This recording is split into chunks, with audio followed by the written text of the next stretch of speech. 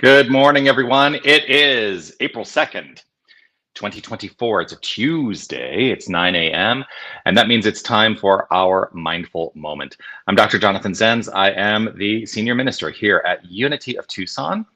Unity of Tucson, of course, is an inclusive and loving spiritual center right here in Tucson, Arizona, where everyone is invited to find their own personal purpose and spiritual path and to master spiritual understanding. And I think a path towards that mastery is a welcoming of the new thought teachings, because that is what I have found has worked for me. And so if that works for you, awesome. I'm glad you're here. And if something else works for you, that's okay too. Find what works. That's what I always say. Whether you're watching live or on the replay, I would love for you to post a comment and let me know that you are here. Always a delight to see your comments come through. And I do also want to remind you of this. You are love. You are light. You are life. You are magnificent. And I am so grateful that you shine your light and share your magnificence. Please do keep doing that. So today, what I wanted to talk about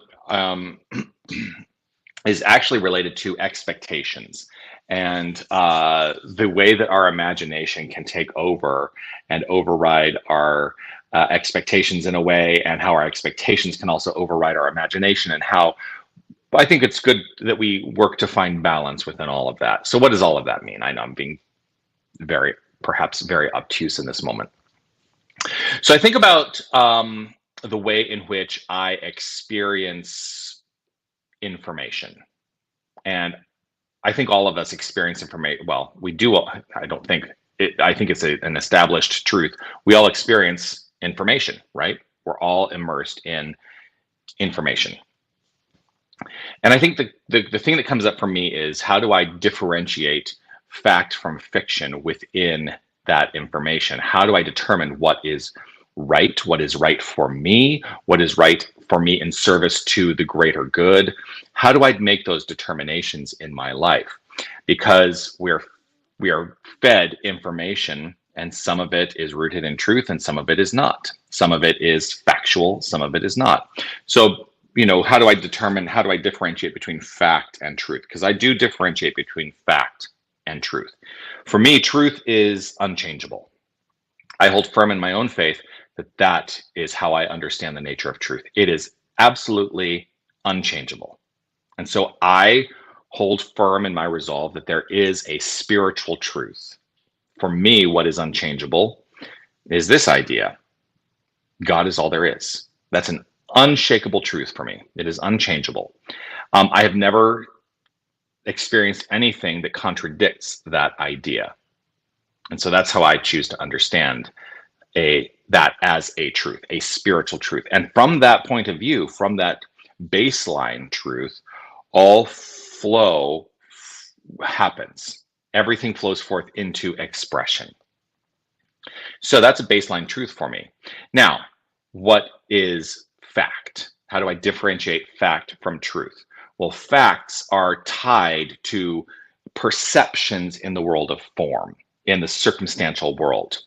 And the manner in which we choose to experience sorry, there was a car alarm, or it's the thing that happened outside just now. I don't know if you heard that. So fact is tied to the world of form. That's what I was saying. Fact is tied to the world of form, and form can shift and change. Our perception of form can shift or change. So the really basic way that I try to describe this is, we took it, well, there are aspects of of humanity that took it as fact for hundreds and hundreds of years that the earth was flat. The truth is, earth is a spheroid, right? But that fact now aligns with truth, that earth is a spheroid. Facts don't always align with truth, because facts are decisions we make about the world we're experiencing. So that's how I differentiate. And I do differentiate between facts and truth. And a lot of people I know will have disagreements with me on this.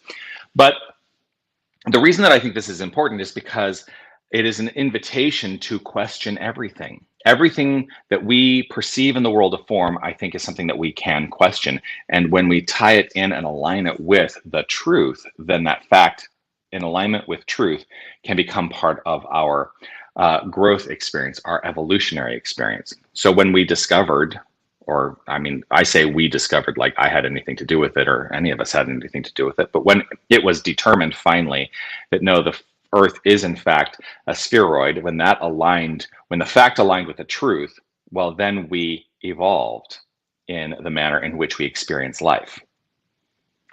See how that works? So I think the spiritual message today then becomes question. Be willing to question. Be willing to go on the exploration of questioning, and don't take everything for first of all, don't take everything for granted. Don't just assume that what you think is rooted in fact is in fact is in fact what you think is rooted in fact is in fact truth. It may not be.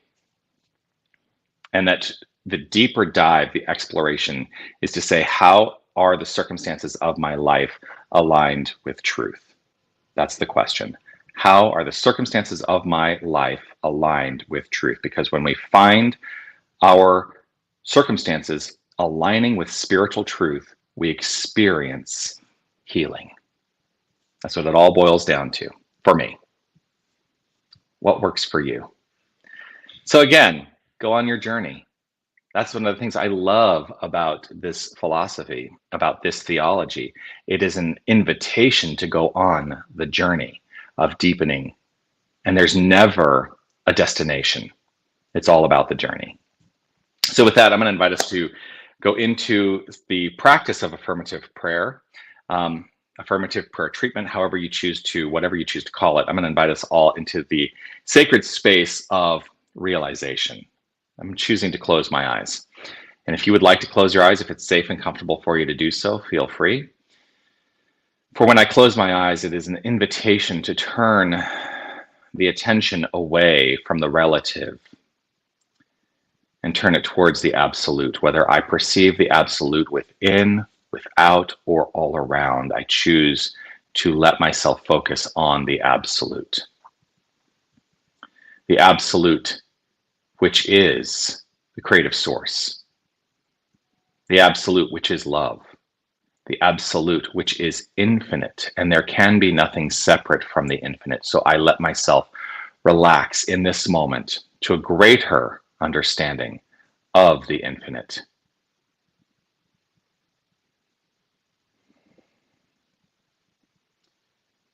With a mind focused on this,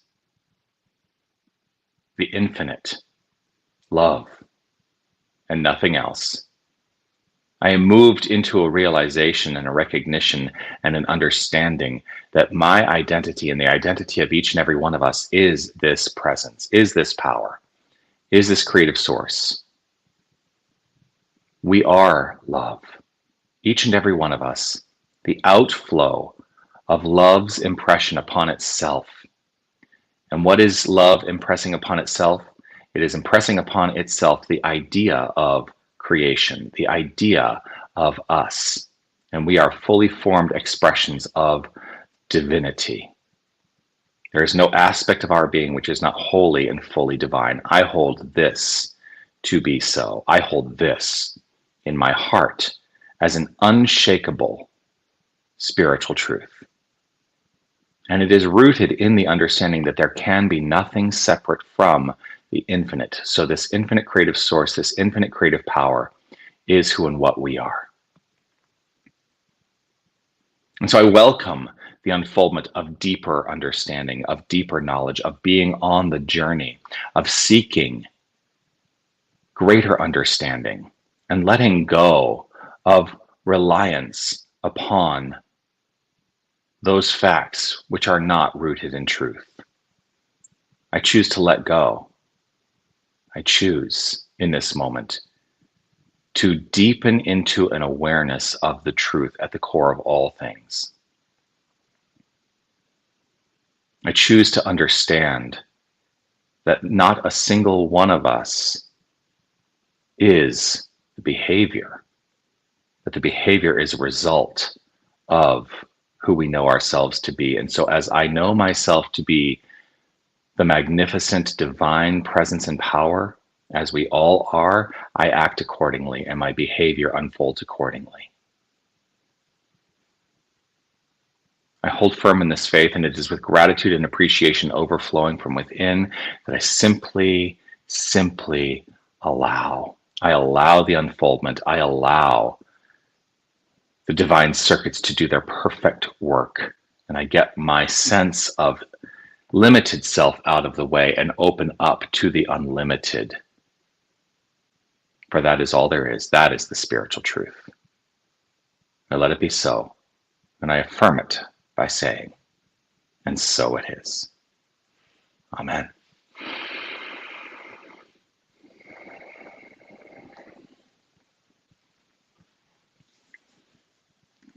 And so it is. Always a delight to share time with you on this glorious, glorious expression called the mindful moment. I will be back again tomorrow at 9 a.m. for the mindful moment and look forward to seeing you then. Don't forget, Dance Zen is coming up this Saturday at 6 p.m. That is an opportunity to let your body move in whatever way is best for you. You know, you don't have to be pirouetting and like jumping and leaping all over.